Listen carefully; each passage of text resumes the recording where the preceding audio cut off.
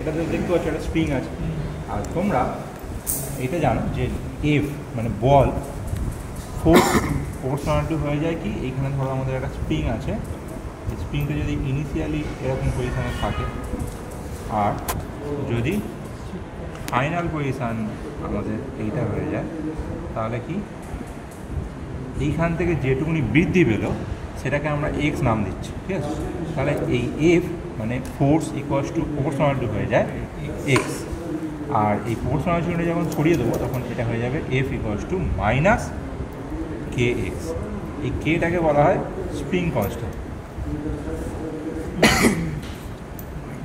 কিংবা বল ধ্রুবক। হ্যাঁ, মাইনাস কেন না, যেদিকে টানছি তার অপোজিট দিকে থেকে চলে যাওয়ার টেন্ডেন্সি থাকছে, তাই তো? তাহলে এটাকে আমাদের স্প্রিং কনস্ট্যান্ট বলা হচ্ছে কিংবা ফোর্স বলের ধ্রুবক বলা হচ্ছে, তাই তো?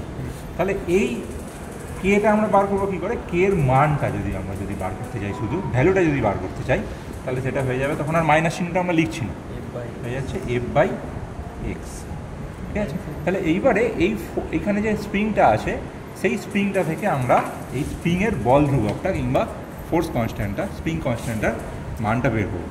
কী করে বার করবো? ফার্স্টে আমরা ইনিশিয়ালি যখন এইটা ঢুকিয়েছি, এটা ঢোকানোর পরে আমরা এর মানটা নিচ্ছি যে কতটা এক্স মানে কি, কতটা দৈর্ঘ্য বৃদ্ধি পাচ্ছে, কতটা লেন্থটা বাড়ছে। তাহলে এইখানে যখন আমরা রেখেছি তখন দেখো একদম পুরো জিরোর কাছাকাছি আছে, জিরোতেই আছে ধরতে গেলে। তাহলে এখানে আমরা এর ওজনটা ফার্স্টে লিখে নেবো, এর ওজনটা জিরো হিসেবেই লিখবো, আর এখানে মানটাও জিরো। তারপরে এইখানে আমরা একটা একটা করে ওজন চাপাতে থাকবো, এখানে আমরা একটা একটা করে ওজন চাপাতে থাকবো। এটাতে আমাদের ঢুকছে না, এটার বদলে আমরা এই বড়টা নেব, কিংবা ওই ছোটো ছোটো জিনিসপত্রগুলো, এই ছোটো ছোটো যেগুলো আছে, ছোটো ছোটো ওজন যেগুলো আছে সেইগুলো এর ভেতরে খুব সহজেই ঢুকে যাবে, এই ঢুকে যাচ্ছে। তাহলে ছোটো ছোটো ওজনগুলো নেব, কিংবা যদি বড়টা নিতে যাই তাহলে বড়টাও আমাদের আংটা দিয়ে এর ভেতরে ঝুলিয়ে দেবো। তাহলে এখানে আমরা কী করছি, একটা একটা করে ওজন চাপাচ্ছি, একটা একটা করে ফোর্স দিচ্ছি, ফোর্স দিলে কী হবে, এখানে কোথায় আসছে সেটা আমাদের দেখে নিতে হবে। আর এর সাথে যেন টাচ হয়, তাই জন্য আমরা যদি টাচ হয়ে থাকে তাহলে এটা একটু ঘুরিয়ে নেবো, ঘুরিয়ে অ্যাডজাস্ট করে নেবো যাতে একদম ঠেকে না থাকে, একটুখানি হলেও গ্যাপ থাকে। সেটা দেখো জিরো থেকে এই সব হয়ে গেল, জিরো থেকে প্রায় সামান্য একটু ঠেকে আছে, ওটাই অসুবিধা নেই, এইটা ঠেকে থাকলে অসুবিধা নেই। তাহলে কী হচ্ছে, জিরো থেকে প্রায় এখানে আছে কত, 0.9।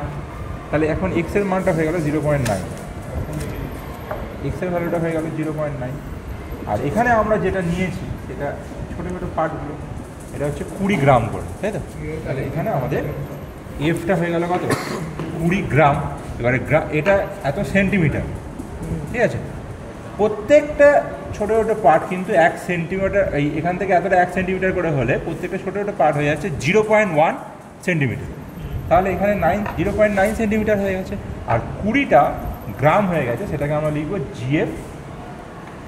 জিএফ মানে কি, গ্রাম ফোর্স।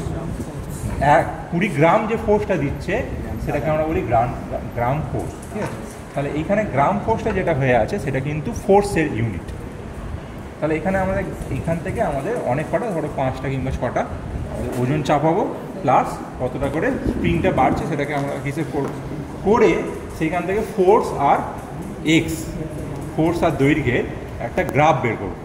সেই গ্রাফটা কী হবে, এফ যেহেতু একদম ডাইরেক্টলি প্রপোর্শনাল টু এক্স, তাই জন্য গ্রাফটার মানটা একদম এরকম সোজা যাবে। সেই গ্রাফে তোমরা আগে তো আমাদের গ্রাফ শেখানো হয়েছে, সেই গ্রাফের যে নথিটা থাকে সেই নথিটা থেকেই আমরা পেয়ে যাবো কি, কে এর মান, তাই তো? তাহলে দুটো গ্রুপে ভাগ হয়ে যাও, আর ওখানে আরেকটা ইনস্ট্রুমেন্ট আছে, ওটা নিয়ে চলে আসো।